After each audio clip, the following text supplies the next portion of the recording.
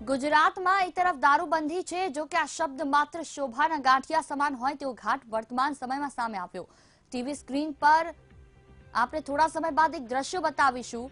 બંધ પાર્સલમાં લાખો રૂપિયાનો વિદેશી દારૂનો જથ્થો ઝડપાયો છે, જે થરાદ પોલીસે ચોક્કસ બાતમીના આધારે ઝડપી પાડ્યો। દારૂબંધી હોવાને કારણે બુટલેગરો અવનવી ટેકનિક અપનાવી રહ્યા છે। નિવૃત્ત જવાને હરાજી કરેલી કારમાં દારૂની હેરાફેરી કરતા 2 શખ્સોની પોલીસે ધરપકડ કરી છે। તસવીરો આપની ટીવી સ્ક્રીન પર આ દિશામાં વધુ તપાસ હાથ ધરી છે।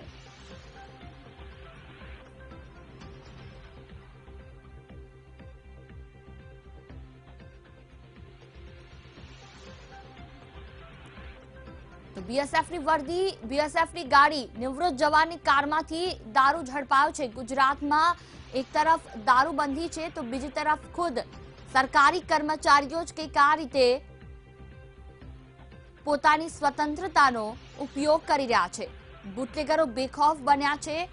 બોર્ડર સિક્યોરિટી ફોર્સ બીએસએફ કે જેઓ રાજ્યની બોર્ડરની સુરક્ષા કરે છે, પરંતુ અહીંયા પરિસ્થિતિ તો કંઈક અલગ જ જોવા મળી। ઘટના બનાસકાંઠાની છે અને તેના પાસે જ આવેલું નડાબેટ એટલે કે બીએસએફ ત્યાં તૈનાત છે।